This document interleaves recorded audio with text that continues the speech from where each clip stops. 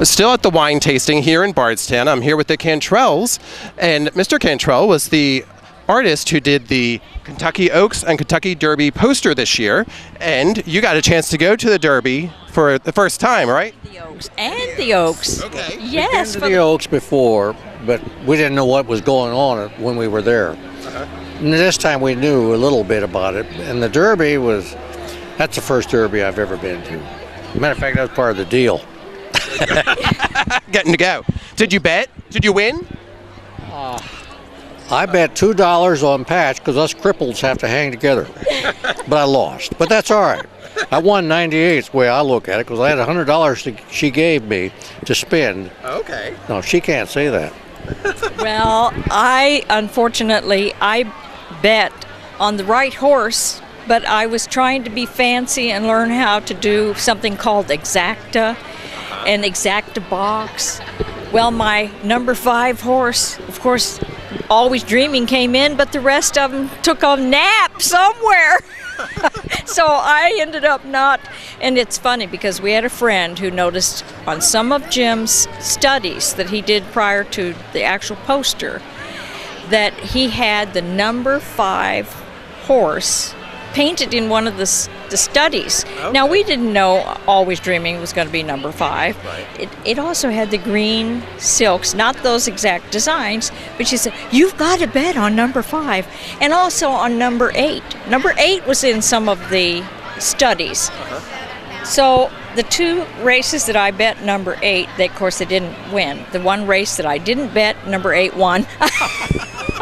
But we had a wonderful time. They treated us so well. I mean, in a way, it made it really pleasurable not to have to battle the crowds. They knew where they were going. They knew how to get us there. And the signings, people were so excited about the posters. I can't tell you more than how many people said, oh, I think this is the best one ever. I think this is the best one ever. So it really was quite lovely. And then they didn't tell us ever that we were going to get to go to Millionaire's Row. Mm-hmm. They just took us there. We had no idea where we were going to be, but we ended up on Oaks Day and on Derby Day at Millionaire's Row. So it was exciting.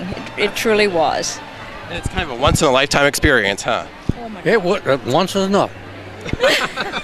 You could say you've done that. Well, yes, I've been there, done that.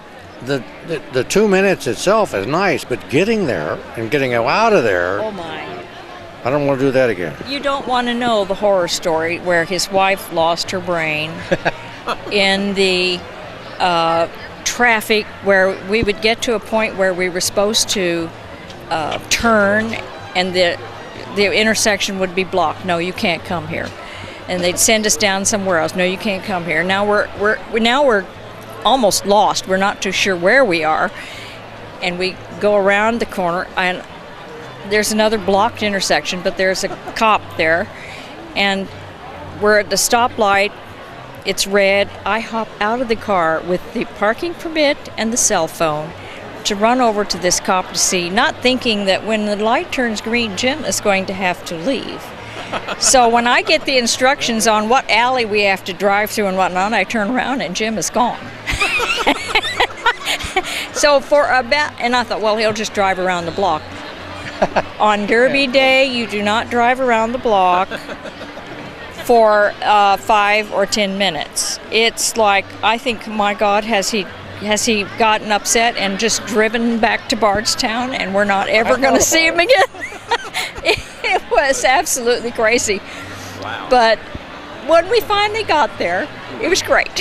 And once they got you inside, they gave you some escorts. Oh my gosh, yes. 2 people all the time with us, telling us where to be, taking us where we needed to be, treating us like we were special. I mean, it was embarrassing, but it was lovely.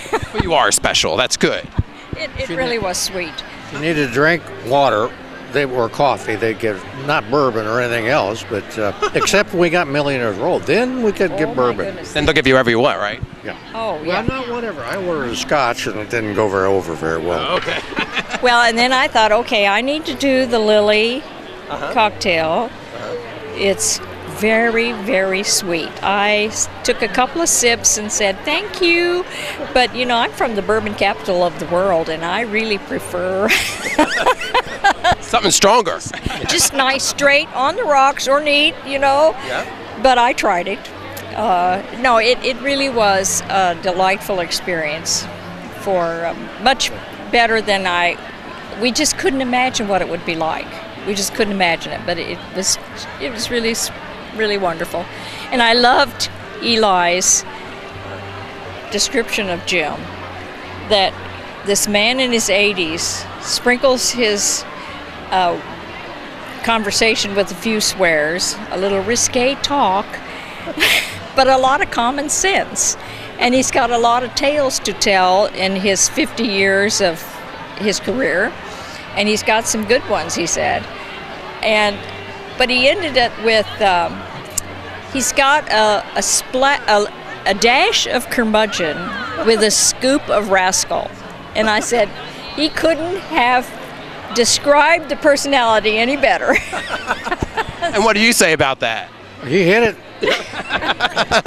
From the curmudgeon himself, right? Right. Well, thank you very much for talking with me. Thank you. You are wonderful. Absolutely. Now, before we end, you are taking some wine here, right? I know it's this bourbon capital of the world, but we're at the wine tasting. Yes. So what are you having? You know? I'm having a Malbec it's from Argentina, and it's really quite good. I like a dry red. Jim likes a white, and he is drinking a California Chardonnay, which is nice. Coppola, I believe, is the word. So I haven't gotten to all the tables. Well, there's 46 wines up there, so you have a lot more you can try. Are you going to drive us home? Exactly. You need an escort from here, too, right? Now, how about the cheese, too? Do you like the cheese, or they got some nice cheese? I like. I haven't gotten to the cheese yet. I was talking to a couple over there, and they said the blue cheese was really good. So if you like blue cheese. Stilton. I'm not. It's kind of like, Stilton is, I think, a blue cheese. And of course, the monastery doesn't do cheese anymore, so now is it Wisconsin cheese, or do you know? I'm not sure. See, I'm uninformed. I had to find out. I'm hoping that somebody bids high on the Cantrell signed Derby posters that are up for live auction, make money for the Rotary. Is it still the American?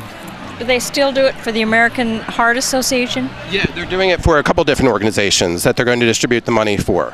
Yeah. So I hope everyone bids high, because it's all for a good cause. Not just because Cantrell's posters are there, but there's a lot of other fine products there as well. So.